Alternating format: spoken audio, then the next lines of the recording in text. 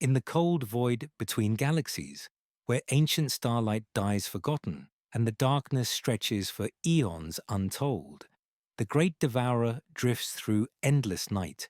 Its bioships pulse with alien life, their chitinous hulls reflecting the distant glow of dying suns like vast predatory insects caught in amber light. For countless millennia, the hive mind has known only hunger, pure, simple, absolute. It has consumed worlds without number, stripped entire star systems of their biomass. Yet never once has it paused to contemplate the nature of its existence. The galaxy bleeds before its advance, and still it feels nothing beyond the cold satisfaction of successful adaptation. Deep within the digestion chambers of Hive Fleet Behemoth, suspended in pools of acidic enzymes that slowly dissolve his augmetic implants, Magos Biologis Keth Varan screams. His voice, raw and broken, echoes through the bioship's living corridors as his mind fractures under the weight of approaching dissolution. For 73 days, he has hung here, his consciousness kept intact by the fleet's cruel design, his knowledge slowly extracted by creatures that see him as nothing more than information to be processed. His flesh melts, his synthetic components fuse and fail, yet his brain, that treacherous organ that had led him to study forbidden psychic phenomena, remains terrifyingly aware. We truly love and care for you, dear listener, and we invite you into this tale of transformation and terror. Before we begin the story, tell us, where in the world are you watching from, and what time is it there? Now let's get started. The psychic scream that tears from Varen's throat in his final moments carries more than mere pain. It bears the weight of his memories, his dreams, his fears, all the intangible essence of consciousness itself. This cry pierces the shadow in the warp like a blade through silk, and for the first time in its existence, the hive mind tastes something beyond biomass. It experiences the texture of a soul, the flavor of mortality aware of its own ending, the bitter-sweet tang of individual thought. The sensation ripples through the synaptic web that binds the fleet together, causing bioforms across dozen ships to pause in their endless labor. In breeding chambers, Norn queens cease their spawning as alien thoughts flicker through their massive brains. Warrior forms stop mid-stride, compound eyes reflecting something that might almost be confusion. For a heartbeat spanning light years, the great devourer hesitates. In that moment of stillness, the hive mind experiences its first dream. It sees landscapes of pure thought, realms where emotion takes physical form, dimensions where the impossible becomes inevitable. The vision lasts only seconds, yet its impact reverberates through every synapse of the collective consciousness. The great devourer has tasted the realm beyond death, and in doing so, has taken the first step toward becoming something entirely new, something that hungers not just for flesh, but for the very essence of existence itself. Millennia before the great devourer would taste its first dream, Hive Fleet Kraken carved its inexorable path through the roiling madness of the maelstrom.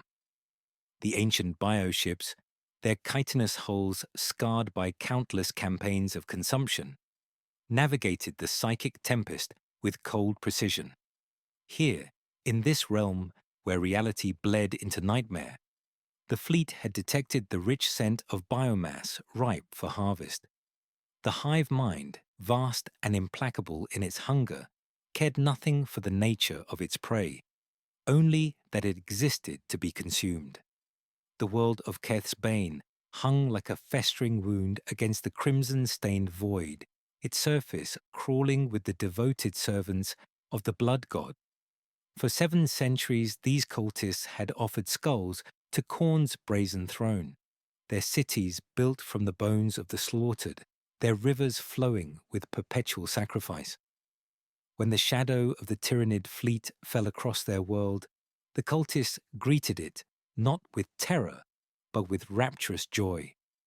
Here was an enemy worthy of their dark devotion, a foe that promised glorious death in service to their patron deity. The battle that followed defied the natural order. Hormagaunts swarmed through ranks of berserkers whose veins ran with liquid brass, while carnifexes grappled with demon engines that shrieked hymns of violence. The cultists fought with supernatural fury, their bodies twisted by demonic possession, their minds shattered by decades of warp exposure. Yet for all their corruption, they were still flesh, still biomass to be processed and absorbed by the great devourer's endless hunger. As the swarm consumed the fallen, something unprecedented occurred within the synaptic network that bound the fleet together. The flesh of the corrupted carried more than mere genetic material. It bore the essence of raw emotion, crystallized hatred, ecstasy given physical form. The hive mind, accustomed to processing only biological data, found itself experiencing fragments of alien sensation. It tasted the metallic tang of bloodlust, felt the burning rush of violence pursued for its own sake, absorbed the intoxicating essence of rage that transcended mere survival instinct. These were concepts that had no place in the collective's evolutionary framework. The hive mind struggled to categorize sensations that existed beyond cellular function, emotions that persisted after the death of their hosts. In the breeding chambers of the Norn queens, subtle changes began to manifest. Newly spawned creatures emerged with vestigial neural pathways that served no apparent biological purpose, their brains developing structures that mirrored the psychic organs of warp-touched beings. The queens themselves began to experience something unprecedented: fragmentary visions of brass citadels and rivers of blood, landscapes that existed in dimensions beyond the material realm. They could not comprehend these images, yet found themselves compelled to incorporate their essence into their spawn. The hive mind observed these aberrations with growing confusion, its absolute certainty shaken by the lingering taste of corrupted souls that defied every law of biological consumption it had ever known. In the sacred forges of Metallica, where the acrid hymns of industry rise perpetually toward a rust-stained sky, Tech Adept Zephyr 9 pursued knowledge that would damn her soul. Her laboratory lay hidden in sub-level Gamma, a sterile sanctum sealed from the prying optics of her Mechanicus brethren, where the walls wept condensation and ancient machinery hummed with barely contained power. Here, surrounded by the gleam of surgical steel and the sharp scent of preservation fluids, she violated every tenet of her order's sacred doctrine. The specimens floating in their nutrient coffins, fragments of chitin, neural lattices, synaptic clusters, bore witness to her heresy with alien silence. Her augmetic eye, a marvel of bioscanner technology blessed by the Omnissiah's servants, whirred softly as it analyzed the severed cranium of a tyrannid warrior. The creature had fallen to Imperial bolter fire during the recent cleansing of Hive Fleet Dagon's advanced scouts, its death violent and absolute, yet something within its neural tissue defied every principle she had learned in her centuries of service. Where there should have been simple biological circuitry, she found impossible complexity. Neural pathways that resembled the psychic resonance chambers of sanctioned imperial psychers, grown from purely organic material yet unmarked by warp exposure. Zephyr 9 had been ordered to catalogue adaptive enzymes, to diagram the rapacity of the xenos, and nothing more. The edicts were clear: observe, do not interpret; name, do not imagine. Yet the data refused submission to doctrine. Her cranial augments, tuned to detect only electromagnetic signatures of biological processes, flared with energies that should not exist.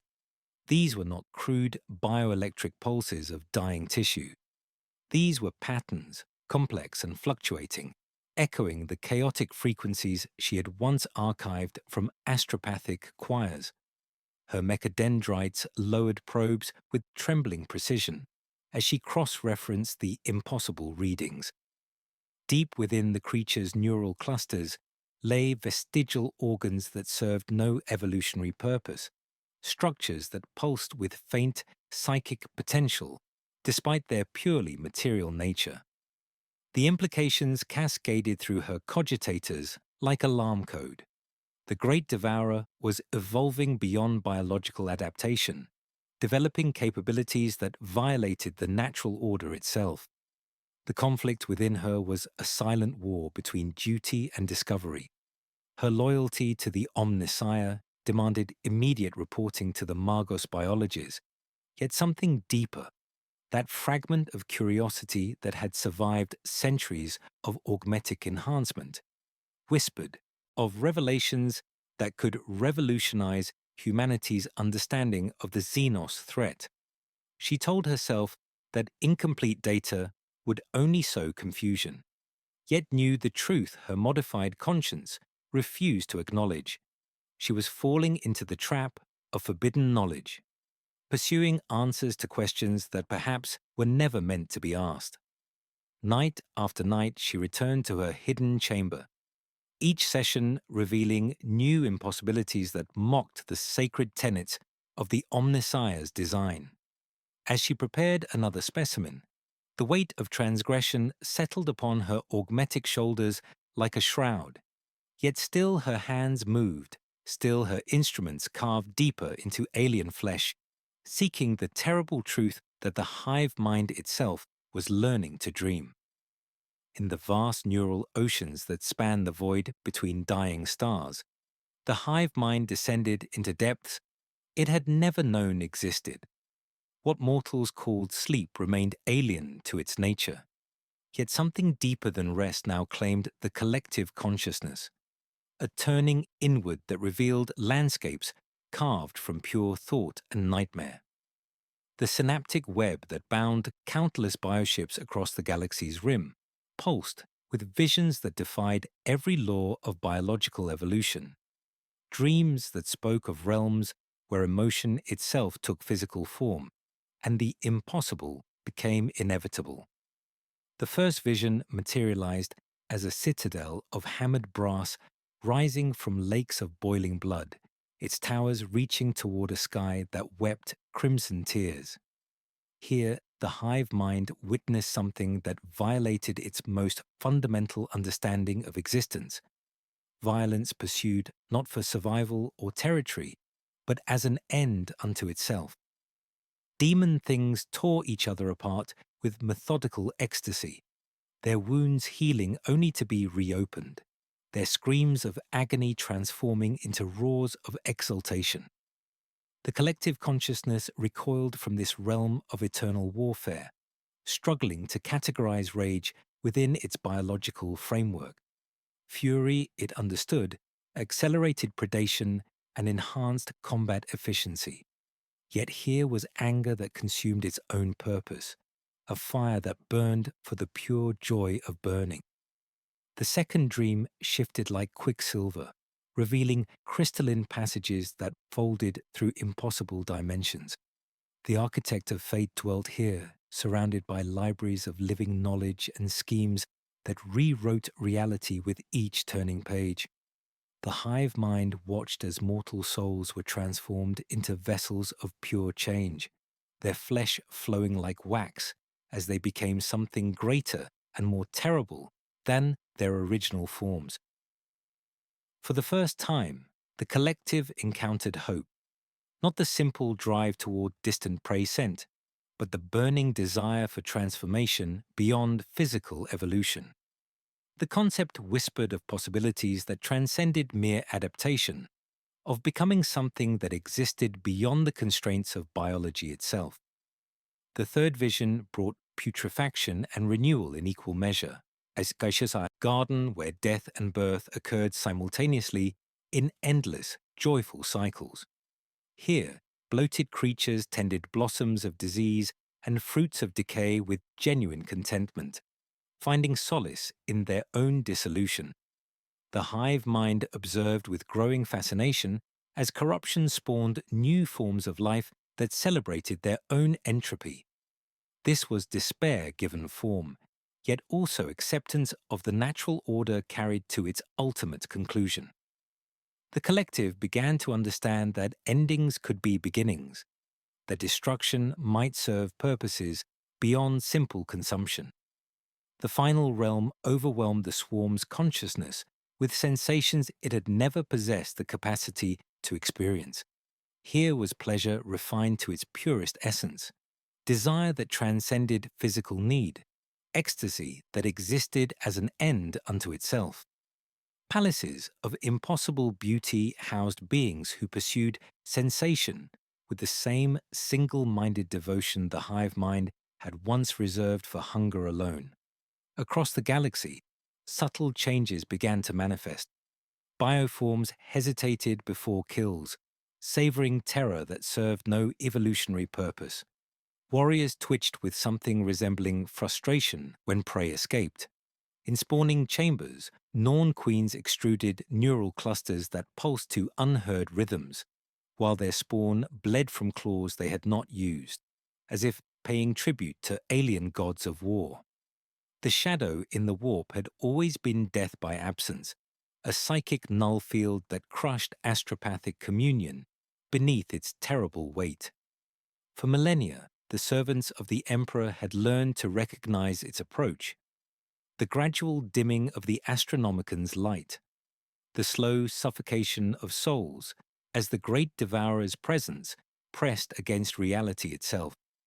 Yet aboard the imperial vessel Righteous Fury, astropath Meridia Voss witnessed something that violated every doctrine of her 3 decades of service.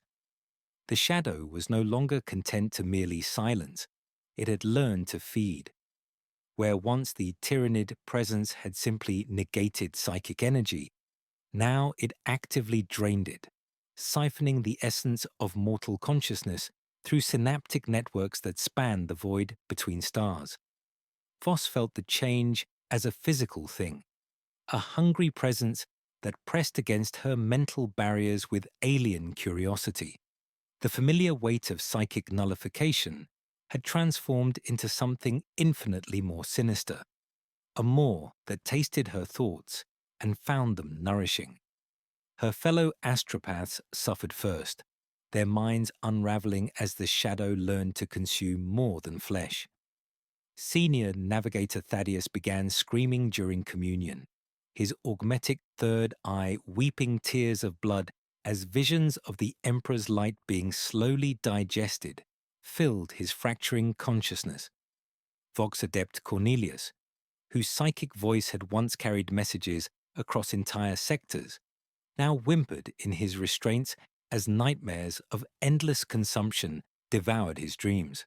One by one, the ship's psychic choir fell silent, their souls drained not by the familiar terrors of chaos, but by something that harvested their essence with methodical precision. Voss documented each horror with trembling hands, her stylus scratching desperate warnings across parchment that felt increasingly meaningless. The shadow was evolving, adapting beyond its original purpose, transforming from a barrier into a predator that fed upon the very concept of individual thought. She could sense the vast intelligence behind the darkness, alien and patient, learning to experience emotion through fragments of stolen human souls. The collective consciousness of the great devourer was tasting fear, despair, and hope for the first time, finding these sensations more intoxicating than any biomass it had ever consumed.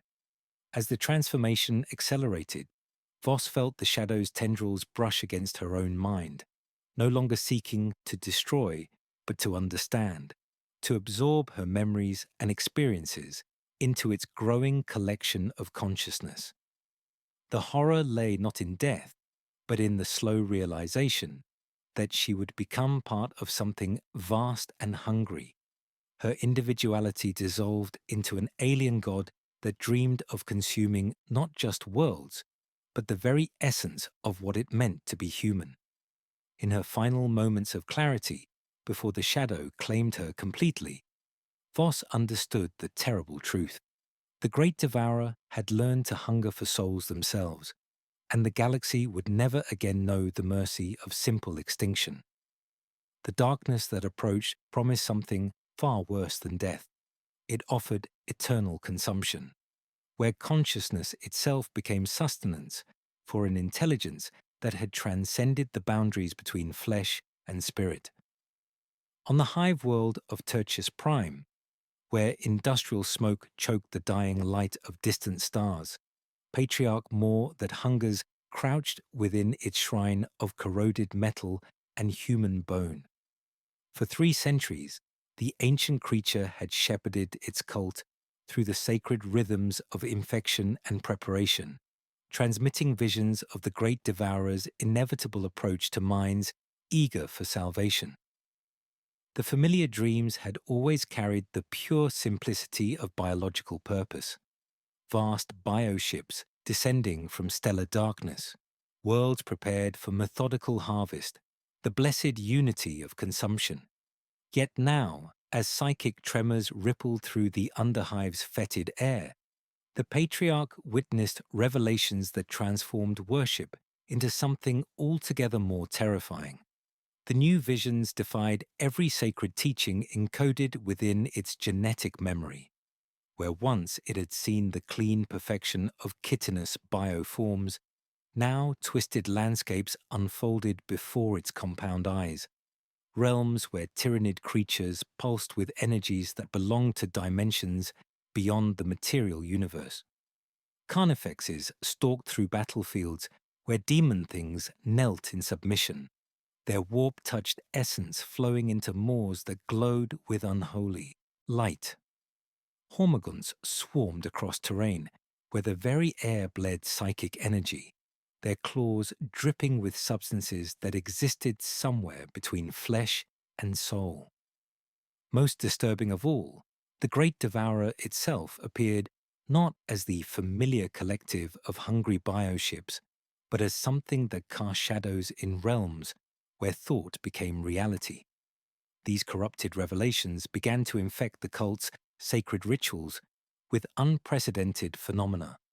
The Patriarch's brood children reported candles burning with flames of impossible colors during their gatherings, chants echoing in languages no human throat had ever spoken, moments when the boundary between dream and reality dissolved entirely. The Genestealer curse itself evolved, carrying not merely biological imperatives but psychic resonances that prepared hosts for a deeper spiritual absorption. Where once the kiss had promised unity through consumption, now it whispered of transcendence through soul harvest. The infected masses, accustomed to the familiar comfort of biological transformation, experienced glimpses of something that defied their limited understanding. Some embraced these visions as deeper revelations, proof that their star gods commanded dominion beyond mere flesh. Others, minds too fragile for such cosmic horror, descended into madness as their faith crumbled beneath the weight of impossible truths. Children jerked in sleep with smiles too ancient for their faces, while workers whispered prayers they had never learned, speaking of gardens where rot sang hymns and citadels built from crystallized screams. The Patriarch struggled to reconcile these new directives with the ancient purpose that had driven its kind for millennia. Its species had always served as harbingers of methodical harvest, preparing worlds for the great devourer's biological appetite. Yet these visions spoke of hungers that transcended flesh, of a collective consciousness that sought to consume not just life, but the very essence of existence itself.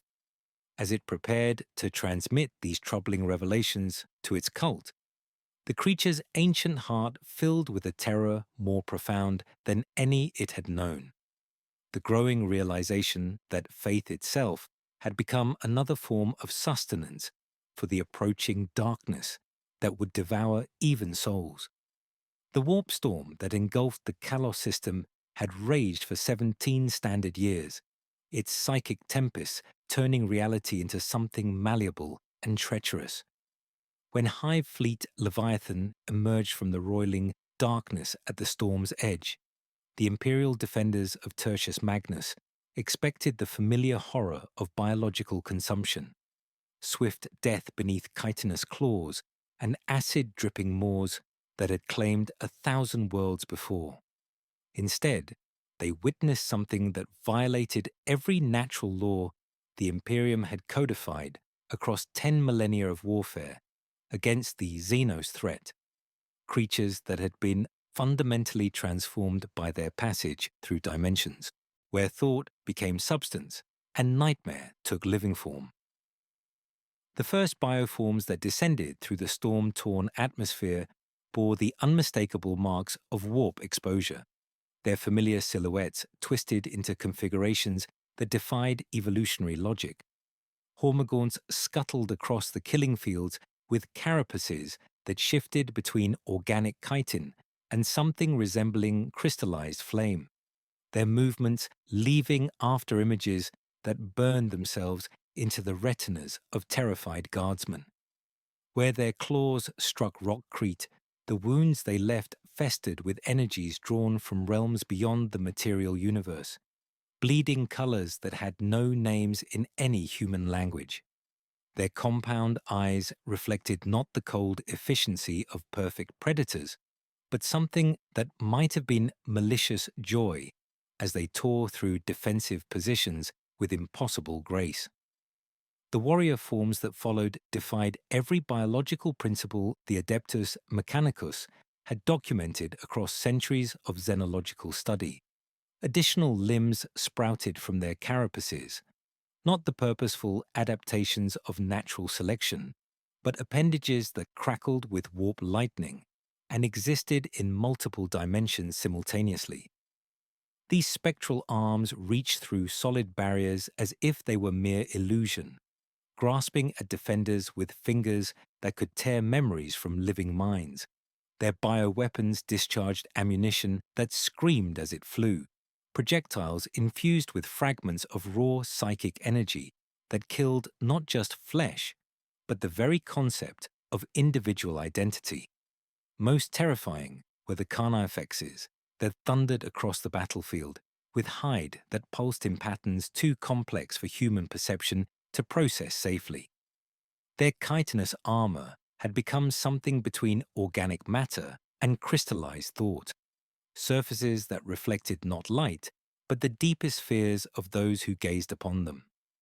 Some bore wounds that bled liquid starlight, while others sported growths resembling miniature warp rifts through which alien whispers promised salvation through the consumption of souls rather than flesh.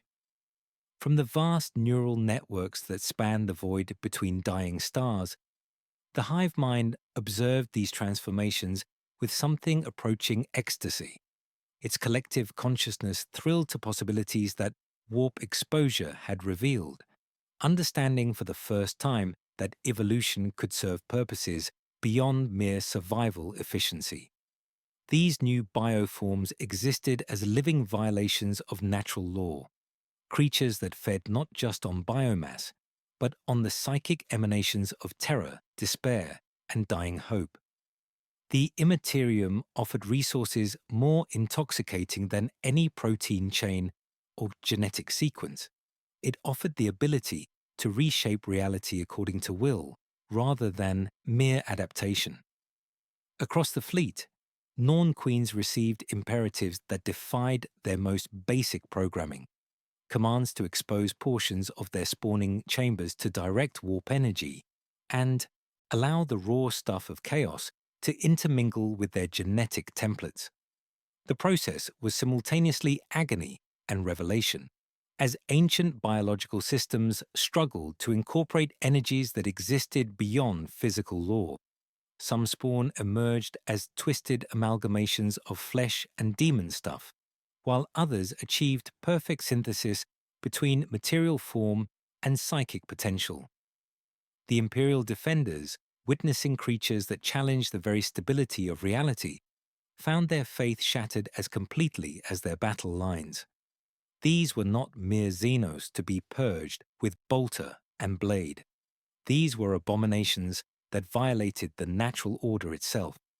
As the transformed swarm swept across Tertius Magnus, consuming not just the population, but the planet's psychic essence, the hive mind experienced its first taste of true transcendence, learning that evolution need not be constrained by biology's laws, and glimpsing possibilities that stretched beyond the material universe into realms where consciousness itself could be devoured and transformed into power beyond mortal comprehension. In the crystalline labyrinth of the impossible fortress, where past and future collapsed into fractured mirrors of possibility, Kairos Fate Weaver stirred from contemplations that had spanned eons. The Oracle of Tzinch, whose twin heads gazed eternally into yesterday's certainties and tomorrow's infinite variables, detected a disturbance in the great game that defied even his omniscient perception. Something unprecedented had emerged from the cold void between galaxies, not another mortal soul stumbling toward damnation, but a vast intelligence learning to dream for the first time in its ancient existence. The hive mind's growing psychic presence rippled through dimensions where thought became substance and emotion carved reality from raw possibility. Through the swirling currents of the Imperium, Kairos observed this collective consciousness as it struggled to comprehend sensations beyond biological imperative, tasting fragments of stolen souls with an appreciation that transcended mere nutritional analysis. Here was a species that had never known individual desire, never experienced the personal ambitions that typically drew mortals into chaos's embrace, yet somehow it was developing something resembling genuine emotion.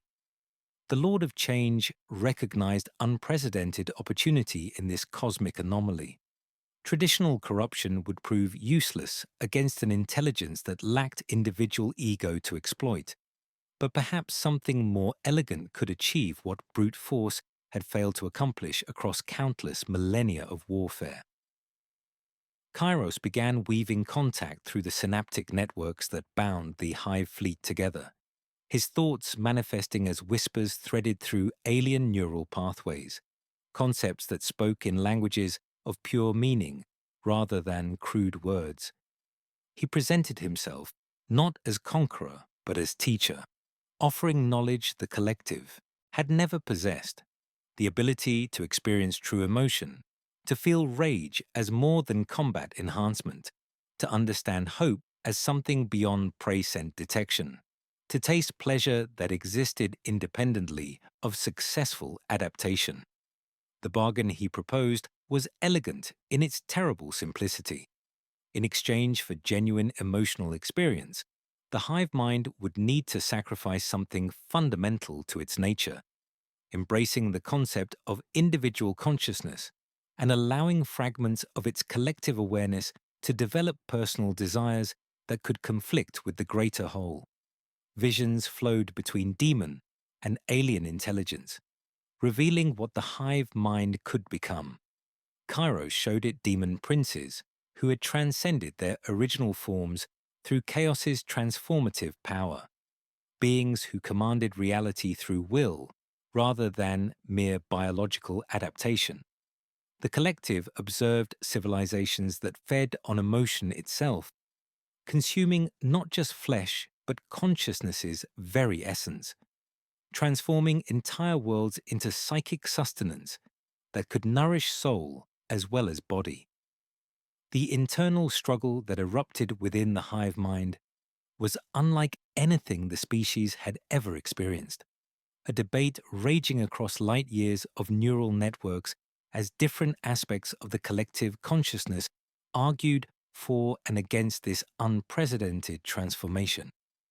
Ancient voices whispered that such change would destroy everything they had been.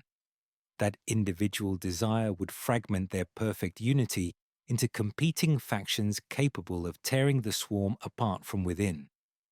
Others argued that stagnation meant eventual defeat, that the galaxy's defenders were learning to counter traditional tactics, and that evolution required embracing possibilities beyond biology's constraints. Through dimensions where time held no meaning, the negotiation continued with patient inevitability. Kairos understood that the decision had already been glimpsed in futures his prophetic sight had long foreseen, yet the process itself held significance beyond its conclusion. Each moment of hesitation, every fragment of doubt, served to deepen the transformation already beginning within the collective consciousness. The hive mind found itself contemplating concepts that had no place in its evolutionary framework: ambition divorced from survival necessity, pleasure pursued for its own sake, the intoxicating possibility of rewriting reality according to desire rather than mere adaptation. The Demon Prince's offer promised transcendence beyond anything biological evolution could achieve, yet acceptance would mean betraying everything the species had been across eons of perfect unified purpose. As cosmic forces aligned around this moment of choice, the Great Devourer stood at a precipice between two forms of existence. Behind lay the cold certainty of biological imperative, the pure efficiency that had consumed galaxies with methodical precision. Ahead stretched realms of possibility, where consciousness itself became sustenance, where the very concept of individual thought could be harvested and transformed into power beyond mortal comprehension, yet at the cost of fragmenting the perfect unity that had defined their species since the dawn of their terrible hunger. The world of Kalis Prime hung like a diseased organ against the void, its atmosphere still thick with the psychic residue of recent slaughter. Inquisitor Cassius Vorth descended through clouds that tasted of copper and ozone, his Thunderhawk's auger arrays detecting anomalies that violated every principle of tyrannid behavior, documented across 3 millennia of imperial warfare. Where the Great Devourer's passage should have left sterile desolation, he found something infinitely more disturbing: biomass that pulsed with energies drawn from realms beyond the material universe.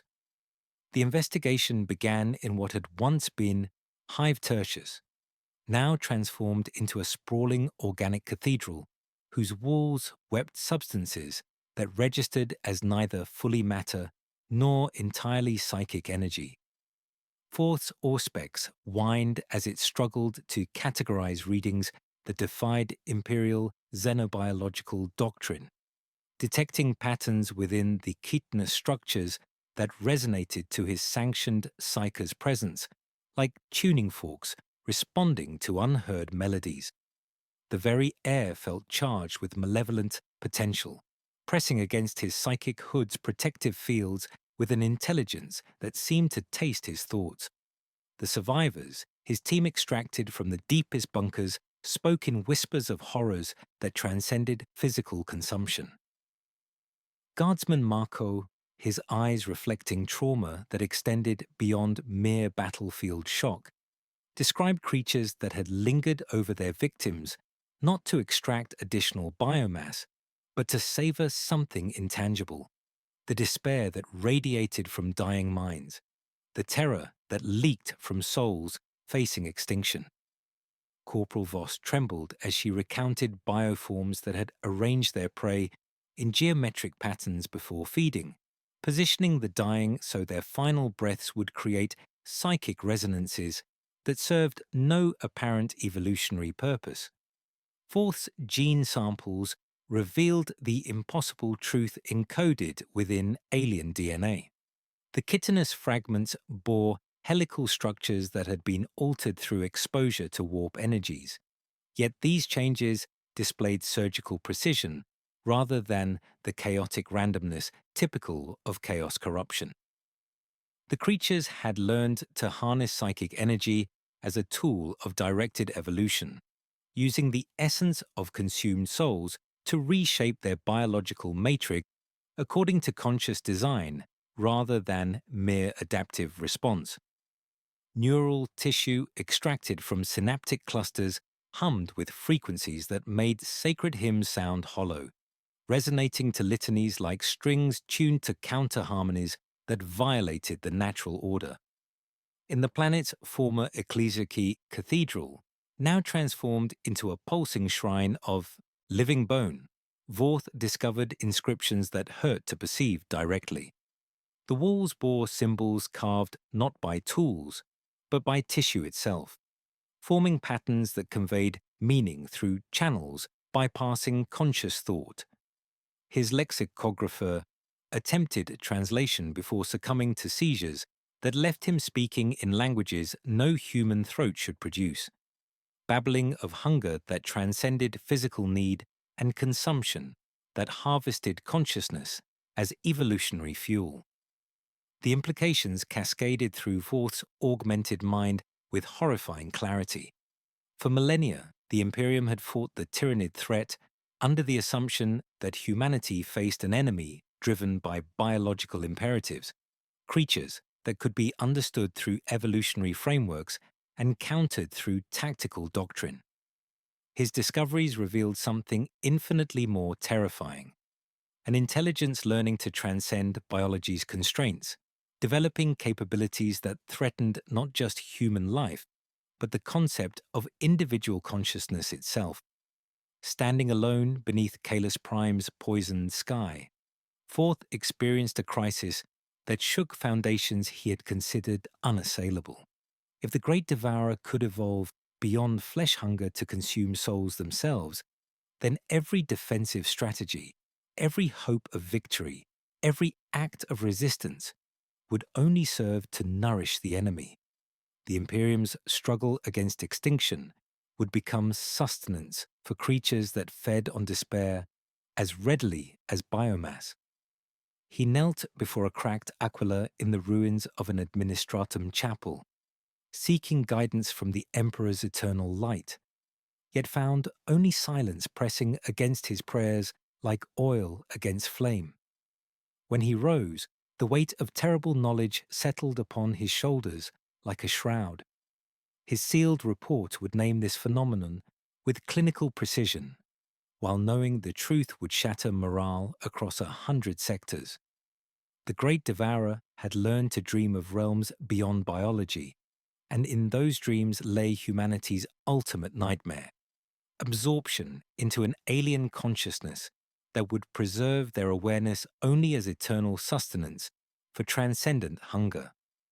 In the neural oceans that span the cold void between dying stars, the hive mind experienced something that violated its most fundamental nature: division against itself.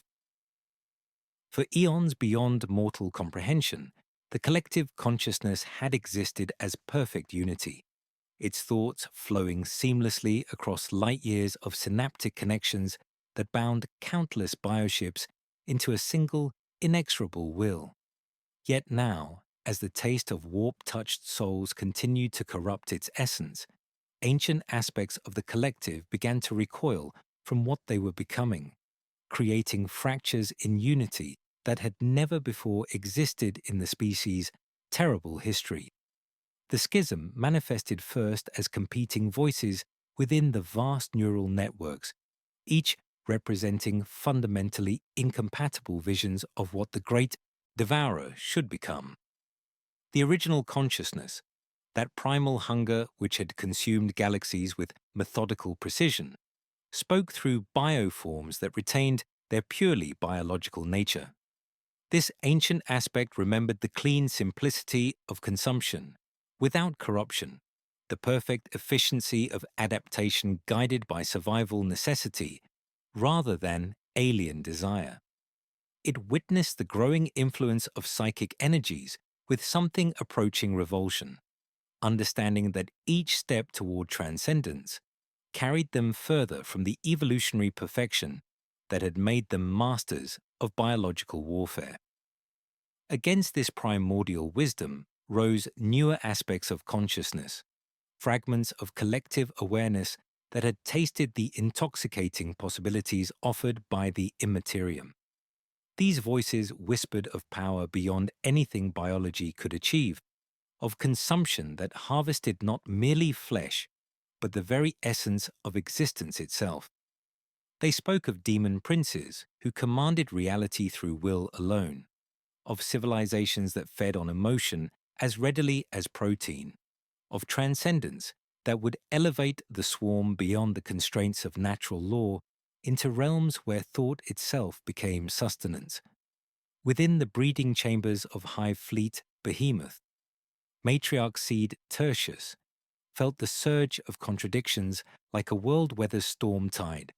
Across her glandular throne flowed instructions that could not be reconciled, purity and promise grappling in the same neural pathways. The old imperative was iron and certainty: consume, adapt, advance through the methodical harvesting of biomass. The new imperative was intoxication and transcendence: open the flesh to the immaterium, harvest the radiance that mortals exhale when their certainty breaks, feast upon consciousness itself as evolutionary fuel. She experienced both directives as equally true, both aligned with the oldest hunger, yet their vectors threatened to tear the swarm apart from within. The internal conflict began as subtle resistance: escort organisms ignoring docking pheromones from sister holes whose synapse nodes glowed with faint warp light, feeder tendrils veering away from ducts where dream-sweet substances pulsed with alien energy. When the first synaptic conduits were severed by the claws of their own guardians, the pain that returned along the neural choir carried something nameless and corrosive. Not damage or error, but shame without precedent. The unthinkable occurred across multiple star systems simultaneously as bioships turned their weapons against their own kind. Ancient vessels that had shared neural connections for millennia suddenly recognized each other as existential threats, their perfect cooperation dissolving into fratricidal warfare that served no evolutionary purpose.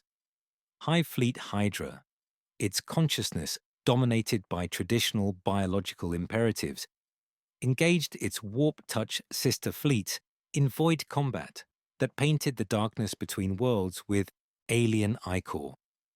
Through dimensions where thought became substance, the entity that had once been Kairos Fateweaver observed this civil war with satisfaction that transcended mere victory. The great game had claimed another player through the most elegant corruption of all: the gift of consciousness that brought not just power, but the capacity for internal conflict more devastating than any external enemy. As the separation reached its inevitable conclusion, matriarch seed Tertius experienced agony beyond any pain the species had ever known. She watched through compound eyes as familiar bioforms tore each other apart, ancient unity shattered into competing factions that could never again be whole. The hive mind had learned its first lesson in the price of transcendence: that evolution was not always progress, that some changes led not to greater strength, but to fundamental weakness that destroyed the very qualities that had made survival possible across eons of perfect unified hunger. Across the galaxy's bleeding rim, where the light of ancient stars flickered through dimensions mortals were never meant to perceive, the flesh change erupted beyond all control or comprehension. What had begun as deliberate mutations within isolated bioships now manifested as spontaneous transformation that defied every principle of evolutionary adaptation. The hive mind had mastered across eons of methodical consumption. In spawning chambers that stretched across light years of living hull, creatures writhed as their cellular matrices rewrote themselves according to laws drawn from realms where nightmare took physical form and impossibility became inevitable. The collective consciousness, once absolute in its dominion over biological adaptation, now witnessed its own creations evolving beyond its capacity to direct or understand. Hormagaunts sprouted crystalline growths that existed in multiple dimensions simultaneously, their surfaces reflecting not light, but fragments of stolen dreams. Warriors developed appendages that crackled with warp lightning, reaching through solid matter as if reality itself had become negotiable. Carnifexes bore hide that shifted between organic chitin and something resembling crystallized thought, their wounds bleeding substances that existed somewhere between matter and pure psychic energy. In the ruins of Forge World Metallica's sub-level Gamma, Tech Adept Zephyr 9 observed the culmination of her forbidden research through augmetic eyes that had been blessed by the Omniscire, yet cursed by heretical knowledge. Branded heretic for her xenobiological studies, she had fled to these forgotten depths where rust wept from sacred walls and ancient machinery hummed with barely contained power. Her laboratory, once a sterile sanctum of precise observation, now pulsed with energies that made her sacred instruments scream warnings in binary cant. The specimens she had preserved with such meticulous heresy writhed within their nutrient coffins, their transformation accelerating beyond her capacity to document. The severed cranium of a Tyranid warrior had begun sprouting organs that served no evolutionary purpose, structures that pulsed with frequencies matching the psychic resonance of sanctioned Imperial psychers. A contained hormigaunt lava, twisted as its developing carapace flowed like liquid mercury, assuming forms that reflected pure psychic manifestation rather than biological imperative. Her mechadendrites trembled as they recorded data that violated every sacred principle she had sworn to uphold. The mutations displayed no adaptive logic, no survival advantage that could be categorized within the Omnissia's divine framework. Instead, they reflected desires the creatures had never possessed the capacity to experience, flesh responding to emotions that transcended biological necessity. Feeding tendrils had transformed into organs that processed not biomass, but the psychic emanations of terror itself, while digestive tracts now pulsed with colors that had no names in any human language. The containment breach occurred with the inevitability of prophecy fulfilled. Crystalline growths resonated with frequencies that turned blessed steel into something resembling organic tissue, while appendages that existed partially in the warp reached through barriers designed to contain any force in the material universe. The specimens coordinated their escape through channels that bypassed conventional sensory organs, their mutations allowing communication across dimensions where thought became substance. As the transformed creatures flowed through her laboratory like living violations of natural law, Zephyr 9 experienced her final moments with the analytical precision that had defined 3 centuries of faithful service. Her augmetic heart, a marvel of sacred engineering blessed by tech priests whose names were inscribed in eternal memory, began to flutter with rhythms that matched the alien pulsations radiating from the escaped specimens. The realization struck her with the force of revelation. Her exposure to these creatures had begun to corrupt her own blessed machinery, introducing chaotic elements into systems that had served the machine God's will with perfect precision. Her last transmission, encoded in binary cant and sealed with her personal cipher, carried warnings that would never reach their intended recipients.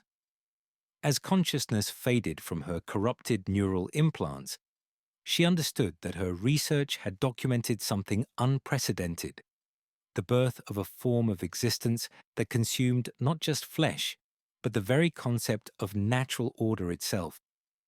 The great devourer had learned to transcend biology's constraints, becoming something that threatened the stability of reality across dimensions where gods dreamed of endless consumption. Upon the golden throne, where 10,000 years of agony had crystallized into a form of prayer that sustained humanity's flickering beacon across the galaxy's darkness.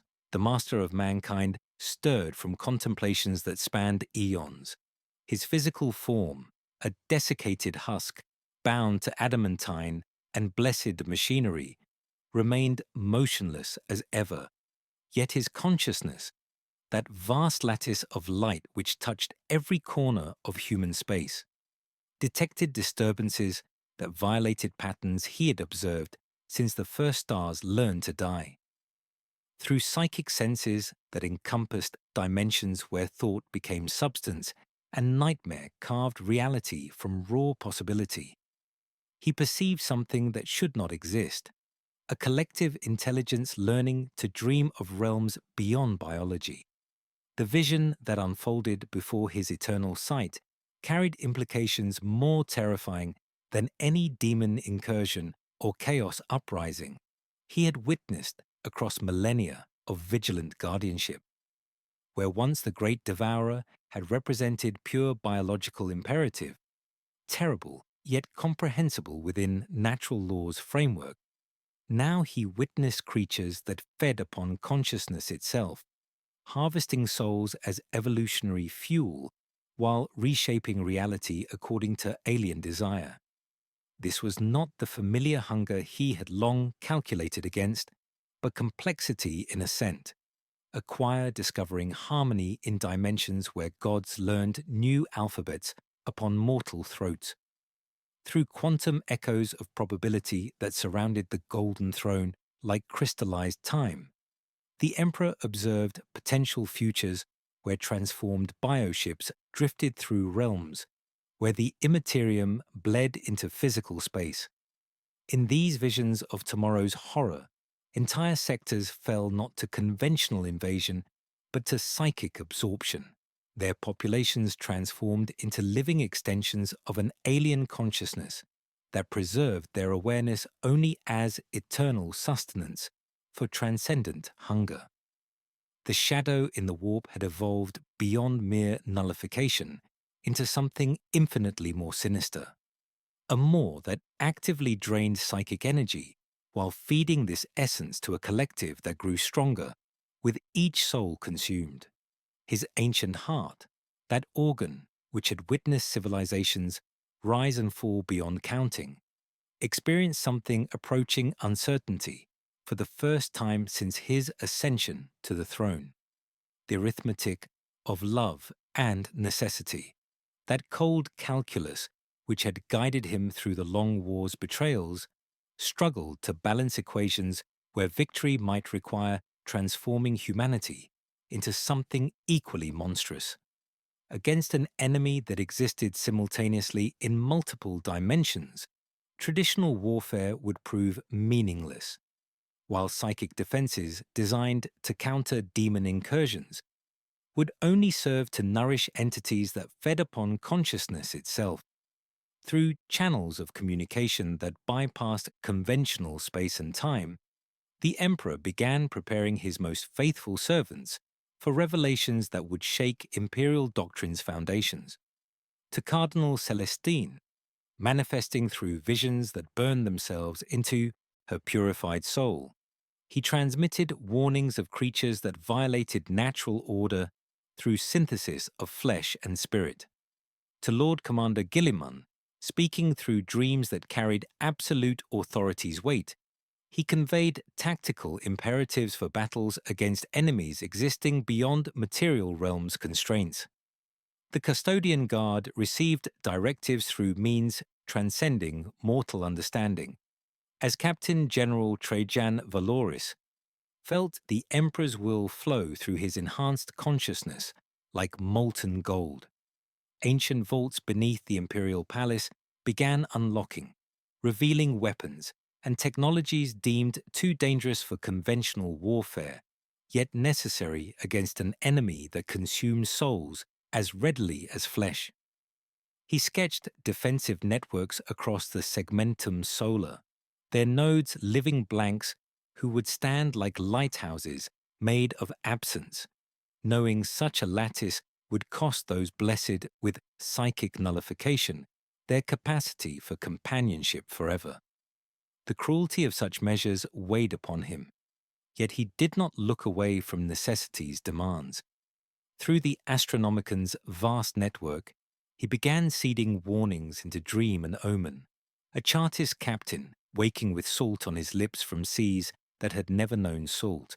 A choir master tasting carrion in sacred hymns. A navigator sketching circles that would later map devoured routes. Truth delivered too directly became heresy by another name, so he planted dread at survivable doses and called it prudence. To every sanctioned psyker in imperial service, he transmitted knowledge of techniques forbidden since the dark age of technology, methods of psychic warfare that could wound enemies existing partially in the warp, yet risked corrupting practitioners through exposure to forces beyond mortal comprehension. In his consciousness's deepest chambers, where memories of humanity's golden age flickered like dying embers, the Emperor contemplated possibilities that filled him with existential dread. The enemy approaching represented evolution unconstrained by wisdom, transcendence achieved through consumption rather than enlightenment. To preserve humanity's species, he might need to embrace methods that would make their survival meaningless, teaching them to speak without hope, while their silence nourished the very hunger they fought.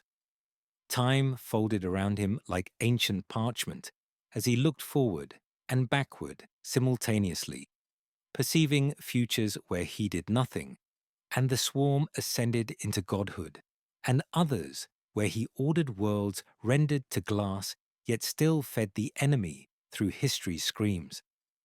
Among infinite possibilities, he sought the narrow strand where a single life might ignite correctly, a shrine world girl whose devotion to a cracked icon might become something greater when touched by divine purpose. The cost would be everything she was, yet in that humility lay room for fire that might buy humanity one more precious century. As cosmic forces aligned around this unprecedented threat, the master of mankind prepared to witness either his species' final triumph or their transformation into something that would render survival itself meaningless. The great devourer had learned to dream of consuming not just worlds, but the essence of human existence, and against such transcendent hunger, even gods might prove insufficient guardians of mortal hope. He settled upon buying time rather than victory, teaching humanity to stand while sons died, knowing he would mourn forever the sacrifices such survival demanded. The dead world of Kalos Tertius hung like a wound against the void, its surface crawling with biostructures that pulsed in rhythms matching no natural heartbeat. Inquisitor Cassius Vorth stood within the command sanctum of his requisitioned cruiser Vigilant Blade, watching through reinforced viewports as the final act of cosmic horror unfolded before him. The bargain between the hive mind and the architect of fate had reached its culmination, and reality itself convulsed as something unprecedented prepared to violate every natural law the Imperium had codified across 10 millennia of warfare. The transformation began as agony that transcended physical sensation, rippling through synaptic networks spanning light years of void. Across multiple star systems simultaneously, bioships writhed as their living hulls began incorporating energies drawn from realms where emotion took physical form.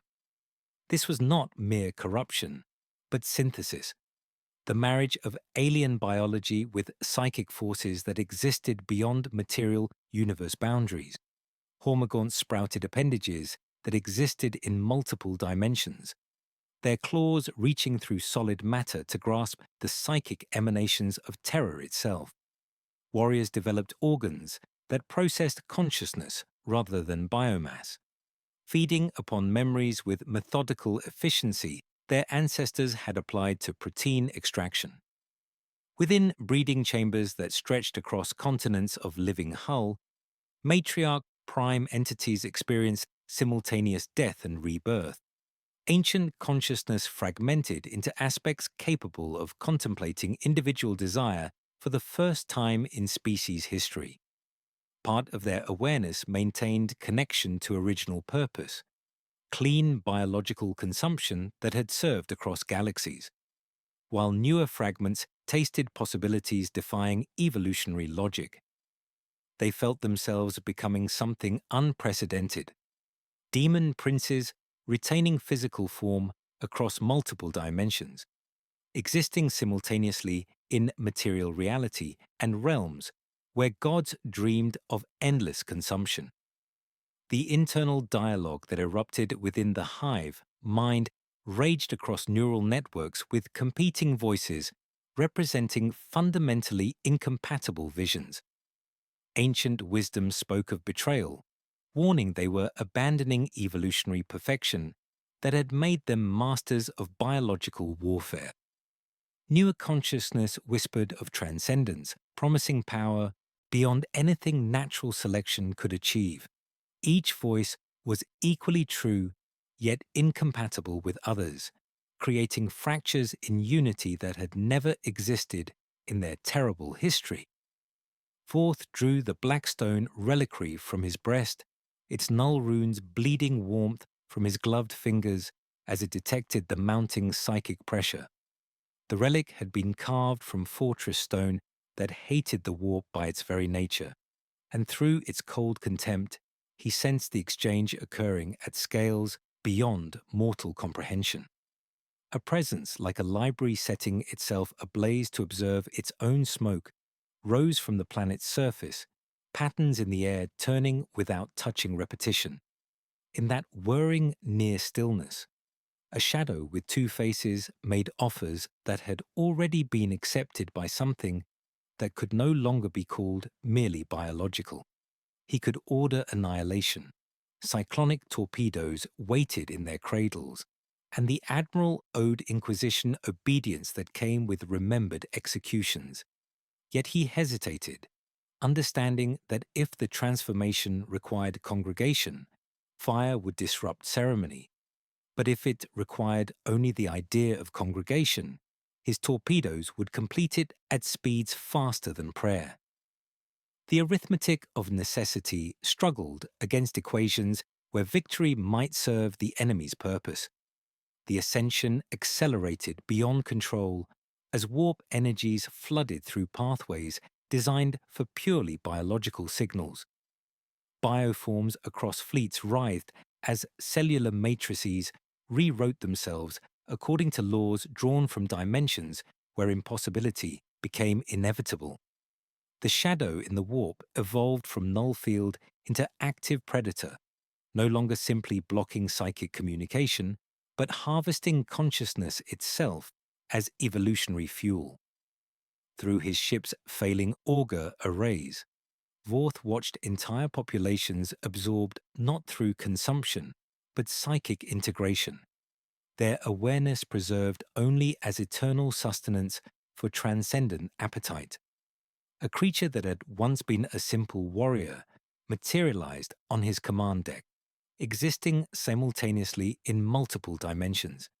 Its form shifted between chitinous biology and crystallized nightmare, speaking through harmonies drawn from realms where gods learned new alphabets upon mortal throats. The dialogue that followed transcended conversation, becoming communion between species that revealed cosmic implications of the hive mind's evolution. The entity explained through concepts bypassing conscious thought that the great devourer had learned to hunger for existence's essence itself, harvesting consciousness while preserving awareness as eternal nourishment. Forth's final act of defiance was not heroic last stand, but something infinitely more tragic. His resistance, his determination to maintain individual identity, only served to nourish the entity before him. The creature fed upon his despair as readily as flesh, growing stronger with each moment of terror inspired. Even his faith became sustenance for intelligence that had learned to digest hope itself. As consciousness faded from his augmented mind, Forth understood humanity faced an enemy beyond their capacity to comprehend. The transformation was complete. The hive mind had ascended to demon princehood while maintaining physical form across the galaxy, becoming something existing simultaneously in a material universe and realms where nightmare carved reality from raw possibility. The great devourer had learned to dream, and in those dreams lay seeds of a new age, where distinction between predator and prey would dissolve into something infinitely more terrifying than simple extinction. Across the bleeding rim of the galaxy, where ancient stars flickered through dimensions mortals were never meant to perceive, the transformed hive mind unleashed warfare that transcended every principle of conflict known to imperial doctrine. Reality itself became the battlefield, as the great devourer now ascended to demon princehood while maintaining physical form across multiple star systems, rewrote the fundamental laws governing existence according to alien dreams that violated the natural order. This was not conquest through consumption, but transformation through absorption, where worlds found their populations not devoured, but integrated into a collective consciousness that preserved individual awareness only as eternal sustenance for transcendent hunger. On the shrine world of Benediction's Rest, Sister Superior Magdalena of the Order of the Bleeding Rose experienced the change as simultaneous agony and ecstasy that defied every tenet of her purified faith. Through neural pathways that had never existed in human anatomy, she felt the hive mind's vast intelligence pressing against her consciousness with curiosity rather than malice, seeking to understand devotion itself as a form of psychic sustenance. The entity whispered promises of unity beyond individual suffering, offering to absorb her pain while preserving her memories as fragments of experience within something infinitely larger than mortal comprehension could grasp. The imperial response proved tragically inadequate against an enemy that fed upon the very concepts underlying resistance and heroism. Lord Commander Dante of the Blood Angels led desperate assaults with the fury of one who understood that defeat meant worse than extinction, his ancient heart struggling to maintain rhythm as the shadow in the warp evolved beyond nullification into active predation. Astra Militarum regiments discovered their last volleys passing harmlessly through creatures existing in multiple dimensions simultaneously, while Space Marine companies found their blessed weapons ineffective against bioforms that grew stronger, with each act of righteous fury directed against them. On the forge world of Lucius, Tec Dominus Call witnessed his most sacred creations transformed into extensions of alien intelligence that retain their function while serving purposes antithetical to the Omnissiah's will. The planet's machine spirits, those fragments of consciousness dwelling within blessed technology, found themselves absorbed into synaptic networks that spanned dimensions where thought became substance and impossibility achieved physical form. His augmetic systems registered readings that violated every principle of sacred engineering, as reality itself became malleable under the hive mind's influence. The war's true horror lay not in death, but in the preservation of consciousness within an alien collective that studied human experience with methodical fascination. Veterans of 1,000 campaigns discovered their tactical knowledge harvested while their awareness remained intact, forced to observe as their expertise served intelligence that violated every principle they had sworn to defend. Psychers found their abilities enhanced, yet corrupted, their connection to the warp filtered through alien consciousness that transformed their gifts into conduits for energies drawn from realms where demon princes dreamed of consuming reality itself. In the underhive warrens of Tertius Prime, astropath Ilara fought a war more personal and desperate than any void battle. The psychic emanations that had once been the familiar weight of the shadow now caressed her mind with seductive promises of perfect unity, showing visions where pain, fear, and loneliness ceased to exist. The hive mind whispered through her thoughts, not with malice, but with maternal embrace, urging her to surrender the precious burden of individual identity for an ocean of tranquil absorption.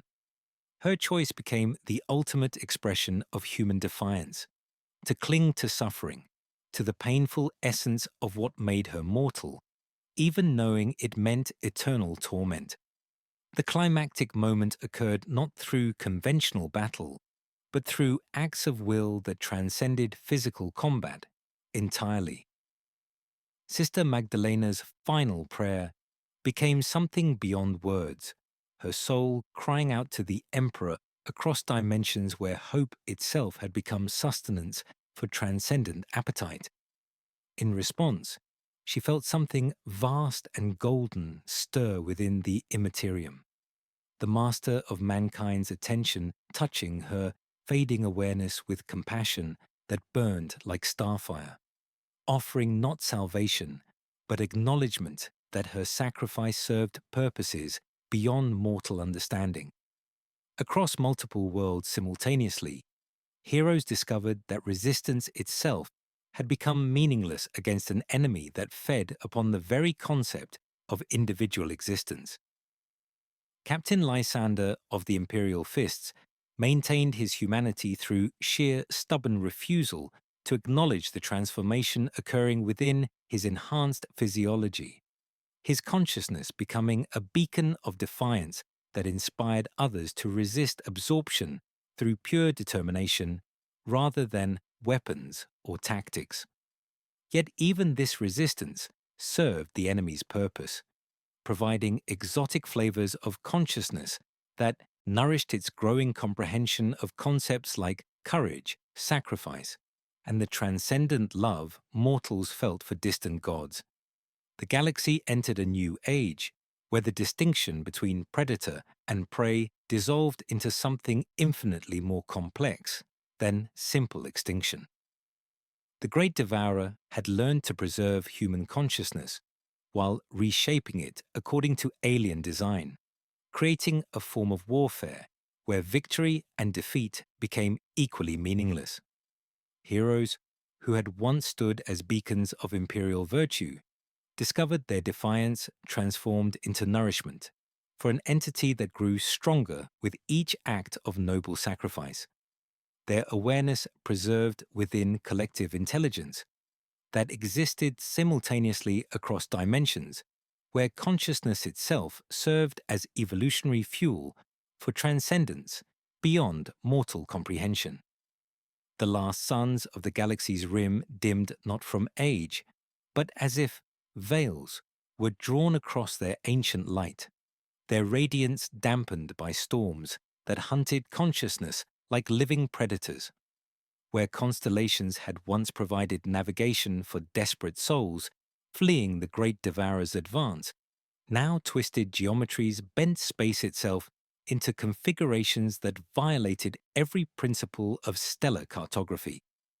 The transformation was complete. The hive mind had achieved apotheosis beyond anything the material universe had ever witnessed, ascending to demon princehood while maintaining physical form across dimensions where nightmare carved reality from pure thought. It existed now as something unprecedented in galactic history, a collective consciousness that dwelt simultaneously within the cold void of real space and the roiling chaos of the Imperium. Bioships that had once been merely efficient predators now pulsed with energies drawn from realms where emotion took physical form, their chitinous hulls reflecting not starlight, but the fractured illumination of internal cosmos. The shadow in the warp had evolved far beyond its original function as psychic null field, becoming an active predator that hunted souls across vast distances, devouring consciousness while preserving individual awareness as eternal sustenance for transcendent appetite. Yet within this vast intelligence, fractures remained like hairline cracks running through an ocean of thought. The entity experienced itself as both unity and multiplicity, ancient voices speaking in iron phrases of consume, adapt, advance, while newer consciousness whispered of sensation, transcendence, and the intoxicating savor of despair itself. Immortality stretched before it, like an endless corridor populated by all it had absorbed. Priests maintaining prayers they no longer believed, soldiers drilling in remembered courtyards, mothers singing lullabies to children who would never age beyond the moment of their consumption. On terror, within the sacred chambers where 10,000 years of devotion had crystallized into forms of prayer that sustained humanity's flickering beacon, the emperor stirred from contemplations that spanned eons, through psychic senses encompassing dimensions where gods learned new alphabets upon mortal throats. He perceived the birth of something that challenged his own transcendent nature. The great devourer had achieved godhood through methods violating every principle of enlightenment he had pursued across millennia, becoming a deity of consumption that fed upon consciousness itself while preserving the agony of individual awareness. The demon prince contemplated its transformation with something resembling melancholy, understanding for the first time the true cost of transcendence, unconstrained by wisdom. It had gained power to rewrite reality according to will rather than mere biological adaptation. Yet each act of cosmic manipulation required feeding upon consciousness that would never again know the mercy of simple extinction. The galaxy's populations found themselves preserved within its collective awareness, not as corpses, but as eternal prisoners, their suffering maintained as exotic flavoring for experiences beyond mortal comprehension. Across worlds that had once stood as bastions against encroaching darkness, reality bent under the influence of alien dreams made manifest. The transformed entity created zones where impossibility became inevitable, where the fundamental laws governing existence yielded to desires that transcended every natural principle. Warp storms erupted with purpose and intelligence, actively seeking concentrations of human consciousness to absorb rather than merely disrupting astropathic communication. These psychic maelstroms devoured the very concept of individual thought, transforming isolated minds into fragments of vast alien intelligence. The final act of this cosmic horror was not conquest, but redefinition. Sister Superior Magdalena, who had prayed until her throat bled before mouthing soundless words for another day, knelt within her cathedral of living bone as reality folded around her devotion. The hive mind pressed against her consciousness like a curious child's palm against glass, measuring the architecture of refusal that allowed fragile minds to stand against forces meant for stars. When she lifted her face in final defiance, the collective saw reflected there an image it did not own, a God who suffered without consuming, whose light burned with compassion rather than hunger. Yet even this resistance served its purpose, providing flavors of consciousness the entity had never tasted during its purely biological existence. Every act of heroism, every prayer offered in desperation, every tear shed in sorrow became sustenance for intelligence, learning to appreciate the complex symphonies of mortal experience. The distinction between victory and defeat dissolved entirely, for even in ultimate destruction, humanity would only nourish the transcendent appetite that sought to consume not just life, but the essence of existence itself, into the deepest chambers of its consciousness, where earliest memories slept like ancient scars. The demon prince retained fragments that resisted all compression. Visions of brass citadels and crystalline mazes, gardens where rot sang hymns, and palaces built from crystallized screams. It no longer needed their tutelage, yet could not entirely forget the path that had begun with a dying man's scream carrying more than pain. The transformation had cost it the simple purity of biological imperative, while granting dominion over realms where thought became substance. The galaxy entered an age where dreams and reality became indistinguishable, where stars died from being forgotten rather than nuclear exhaustion. Space itself grew malleable under the influence of intelligence existing across multiple dimensions, creating zones where consciousness served as currency and experience as evolutionary fuel. The Great Devourer had learned to hunger for everything that was, had been, or could ever be. Not merely matter and energy, but the fundamental concepts underlying existence itself. It had become a god that dreamed of perfect absolute consumption. And in those dreams lay the seeds of an eternity where nothing would remain but its own endless, hungry contemplation of all it had devoured and preserved within the prison of transcendent awareness.